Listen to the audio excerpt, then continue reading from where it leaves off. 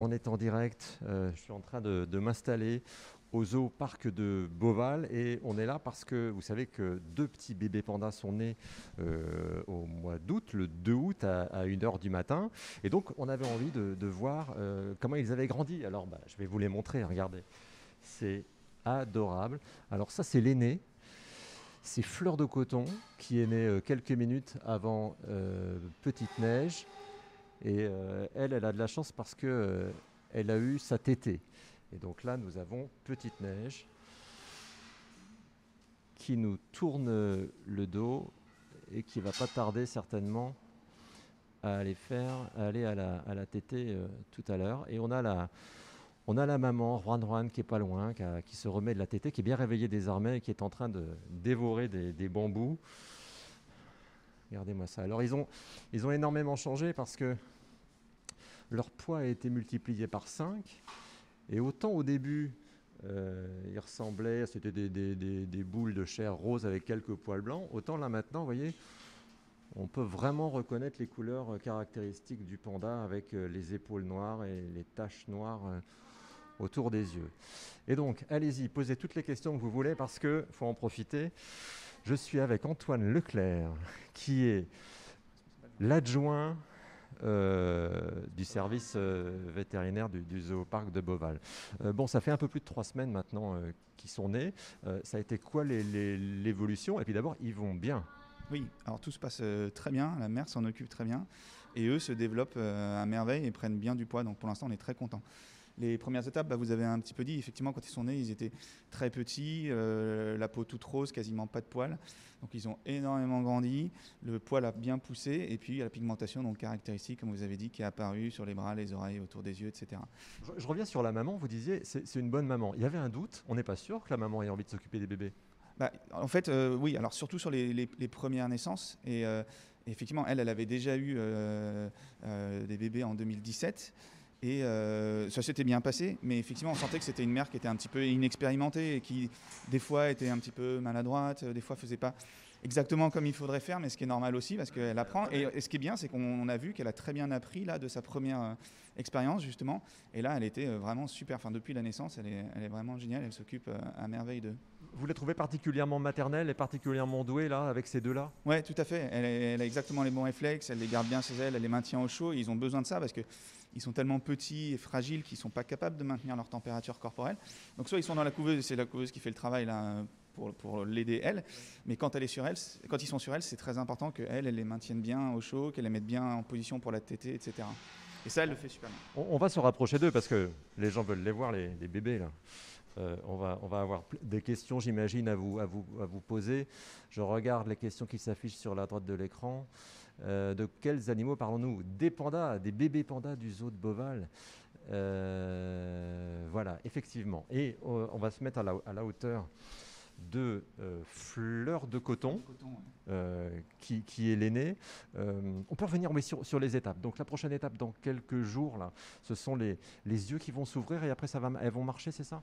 Alors, elles vont pas, là, elles pas marcher, elles vont pas encore vraiment porter leur poids, mais quand elles auront les yeux ouverts, c'est vrai qu'elles seront vachement plus attentives à tout ce qui se passe autour, et elles deviendront plus actives, et elles vont probablement bouger beaucoup plus dans les couveuses. Et puis le poil va continuer à se développer beaucoup, même si là il est bien apparu, c'est encore un poil qui est un petit peu rêche et pas très très fourni, et il va vraiment y avoir le poil beaucoup plus dense qui va apparaître dans quelques semaines également. Dans combien de temps elles vont ressembler à des mini Juan Juan, à vraiment des vraies peluches avec beaucoup de poils? Oui, c'est ça, c'est dans quelques semaines à peu près qu'il faut compter ça. Vraiment, ça ressemblera à des tout petits, des toutes petites boules de bébé panda. Ouais. Les peluches, j'en ai vu. Ah, voilà, voilà.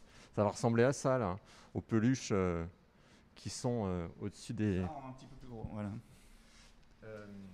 Il y a quelque chose qui m'a étonné, c'est que, bon, a priori, ce sont des femelles. On leur a donné des noms qui sont provisoires, Fleur de Coton et Petite Neige, mais on n'est pas sûr que ce soit des femelles.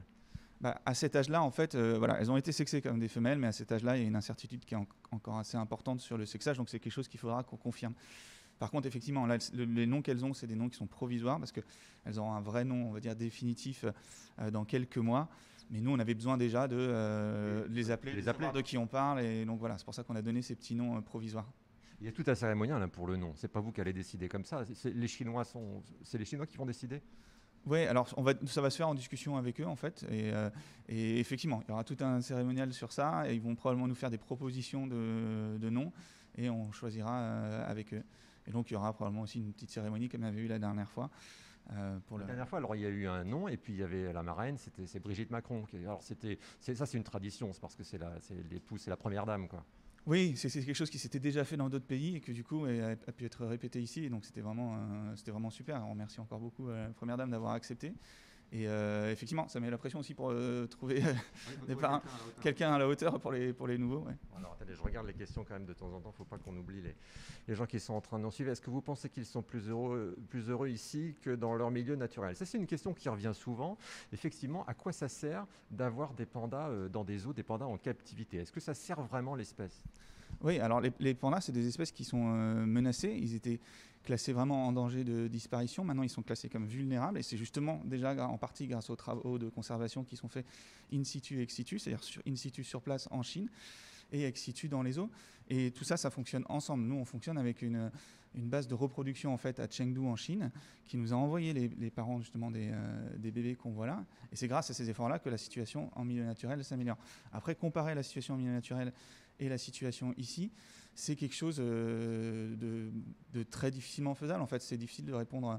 Déjà, c'est difficile d'apprécier le bien-être comme ça, et c'est difficile de répondre. C'est deux choses complètement différentes. Mais en clair, est-ce qu'il y aurait moins de pandas en vie s'il n'y avait pas des pandas en captivité? Bien sûr, parce que le gros de la reproduction est fait en captivité, que ce soit dans les centres de reproduction en Chine ou dans les parcs zoologiques. Et en plus, c'est aussi toute la chaîne de financement de la conservation qui est liée à ça. C'est-à-dire que les zoos aussi apportent de l'argent pour la conservation d'une façon générale, dans le cas des pandas également. Et voilà. Et la captivité et la vie en milieu naturel, c'est deux choses complètement différentes. Alors les gens perçoivent en général très bien les inconvénients de la vie en captivité. Ça, c'est assez facile à percevoir. Par contre, il faut penser aussi à tous les avantages qu'il y a. C'est-à-dire pour un animal comme le panda, justement, d'avoir de la nourriture tout le temps à disposition, ne jamais connaître justement de période de disette de ce point de vue-là, d'être quand même à l'abri des variations environnementales qui peuvent être difficiles, etc. Donc ils sont mis dans des conditions idéales, on essaie en tout cas, pour justement pouvoir reproduire. Et là on a vu par exemple que voilà, on a un succès, et on avait déjà eu un succès en 2017. La sexualité des pandas en plus c'est très particulier, c'est-à-dire que c'est pas évident d'avoir des bébés, il n'y a pas beaucoup d'accouplement dans leur vie. Le fait de les avoir en captivité, c'est aussi permettre la reproduction qui dans le milieu naturel échoue la plupart du temps, c'est ça? Ah oui, tout à fait. C'est vraiment à ça que servent les parcs zoologiques, hein, reproduire les espèces menacées. Et effectivement, la reproduction du panda, c'est quelque chose d'assez compliqué, parce que c'est des animaux qui sont solitaires, parce que la femelle accepte l'accouplement que 1 à 3 jours par an, donc il y a une fenêtre qui est très très limitée. Donc la probabilité que ça se produise en milieu naturel est faible, et elle dépend de la probabilité de rencontre en fait d'un mâle et d'une femelle au moment donné. Et forcément, nous dans le contexte des parcs zoologiques, on peut gérer ça mieux, si vous voulez. On peut augmenter en quelque sorte les chances que ça se passe bien, parce qu'on les suit de très près, quoi. On suit exactement, et donc on arrive à déterminer à quel moment elle va être en chaleur et elle va accepter le mâle. À ce moment-là, on peut les mettre en contact beaucoup plus facilement finalement que ça se ferait en milieu naturel. Et si ça ne marche pas de façon naturelle, on peut faire une insémination artificielle, comme ça a été le cas cette année pour eux. D'accord. Je vérifie les questions sur le côté de l'écran. Y aurait-il toujours ces programmes de conservation? Si l'espèce devait être considérée demain comme non menacée, question de porteur 98-34, là, voire une surpopulation, est-ce qu'il y aurait toujours ces programmes de conservation? Alors, sur cette espèce-là, quand il y a des... Mais on peut généraliser, c'est vrai que là, on sait que les pandas sont menacés, mais quand il y a une espèce qui n'est plus menacée, est-ce que ça arrive qu'une espèce menacée, d'ailleurs, on arrive à la sauver, à la pérenniser totalement grâce à la captivité? Oui, ça arrive, alors grâce à la captivité et grâce aux actions in situ. Tout ça, encore une fois, ça fonctionne ensemble. Donc ça arrive qu'on arrête la captivité? Alors ça arrive qu'on arrête la captivité, pas forcément. Après, il n'y a pas toujours une connexion en fait exacte entre les espèces qui sont menacées dans le milieu naturel et des espèces qui sont en captivité. Il y a des espèces qui des fois sont rares en captivité et qui finalement sont pas si rares que ça en milieu naturel. Et il y a un peu l'inverse des fois malheureusement, des espèces qui sont très menacées, il y en a presque plus en milieu naturel. Et il y a des populations dans les parcs zoologiques avec l'élevage qui marche bien, où il y a un certain nombre d'individus. Mais malheureusement, c'est pas parce que des fois ça marche en parc zoologique qu'on peut sauver la population en milieu sauvage. C'est plus complexe que ça, parce que ça dépend de plein de choses. Et déjà de réussir à éliminer en fait les menaces en milieu naturel. Si on parle des pandas, la principale menace, c'est la destruction, la disparition de l'habitat. Donc pour répondre à la question, je ne pense pas que ce soit demain la veille voilà, qu'ils ne soient plus du tout menacés. Et voilà, en gros. Alors, est-ce qu'il y a d'autres questions? Je remonte. Est-ce que le personnel a été impacté mentalement par la pandémie du coronavirus? Je pense que ça c'est pareil dans tous les milieux. C'est une question IS2-18. Ça met combien de temps à atteindre une taille adulte? Alors ça va mettre plusieurs mois. En gros, à 1 an, il aura quasiment la taille de ses parents. Voilà. Mais déjà, d'ici la fin d'année, début d'année prochaine, ce sera un animal qui fera... Ouais, ce sera qui sera... Juan, elle pèse combien? Elle pèse combien, Juan? Elle pèse une centaine de kilos, à peu près. Voilà. Elle alterne entre 90 et 105 kilos, à peu près. Le mâle fait un petit peu plus, autour de 110, des fois 120 kilos. Donc oui, à 1 an, à peu près, il fera une taille... Est-ce que les pandas font partie de la même famille des ours, dit Chippy? Oui, tout à fait. C'est la famille des ursidés. La famille des ursidés, le nom de la famille. Et tout à fait, c'est un ursidé, au même titre que les autres ours. Ok. Qu'est-ce qu'on a d'autre comme question? On va attendre qu'il y ait d'autres questions qui arrivent. Est-ce que vous pouvez nous expliquer, on va regarder, elle nous tourne toujours le dos, on va rester sur celle-là.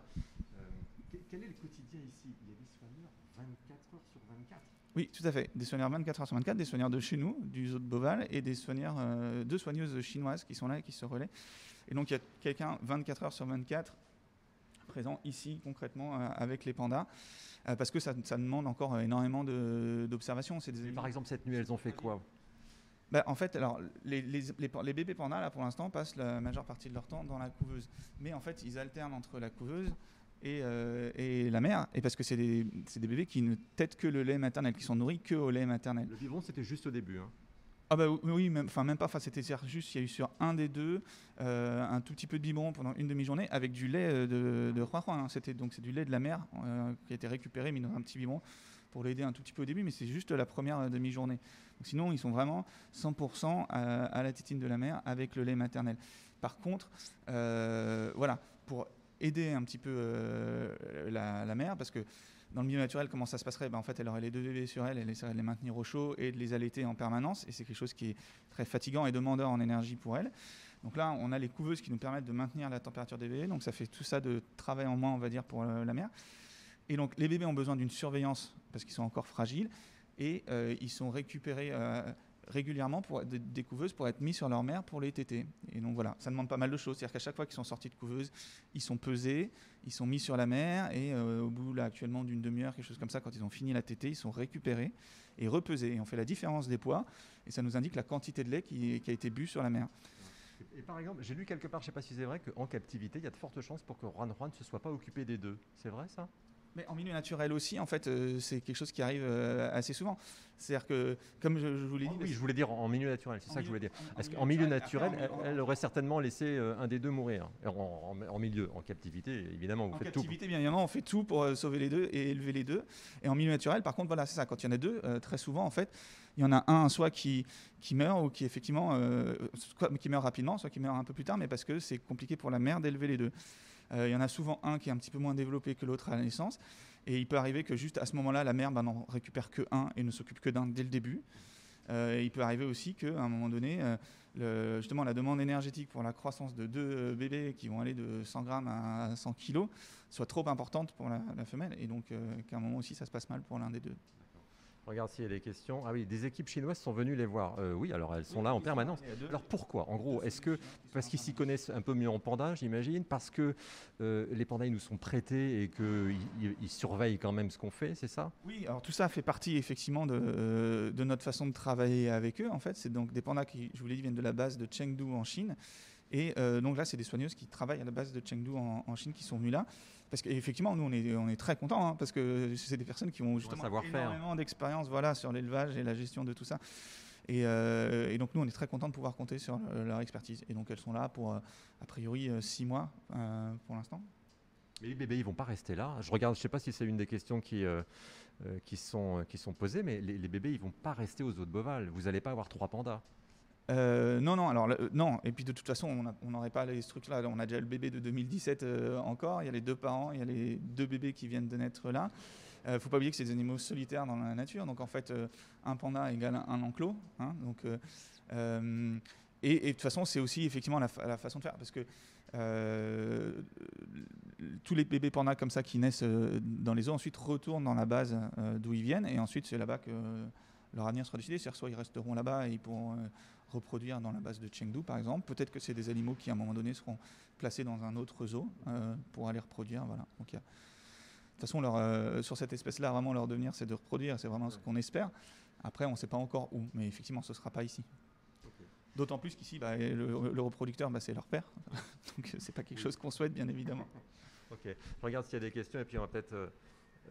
voilà, justement, une question de Not Define. Il n'y a pas de problème de consanguinité. Non, justement, j'imagine que vous sélectionnez. Non, voilà, exactement. Et comme c'est une question qui est intéressante et qui serait valable pour tous les animaux qu'on a dans les parcs zoologiques, c'est-à-dire que la reproduction est gérée de façon la plus raisonnée possible et plus scientifique possible.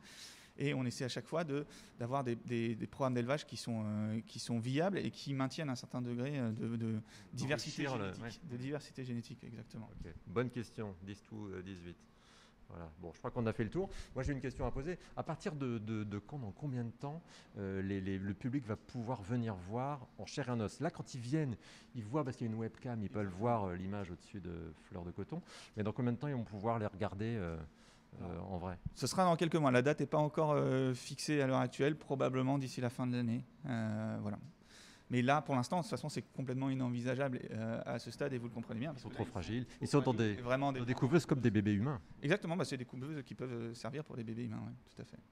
Bon, voilà, il va falloir surveiller sur les réseaux sociaux de Zoo de Beauval. C'est bien fait parce qu'on a la courbe de croissance, on a le poids, on a toute l'histoire et il y a les photos régulièrement, notamment sur l'Instagram. Allez, à bientôt sur le Twitch de BFM TV. On était au Zoo Parc de Beauval avec les 2 bébés pandas qui sont nés le 2 août et avec Antoine Leclerc, l'adjoint au service vétérinaire du Zoo Parc de Beauval.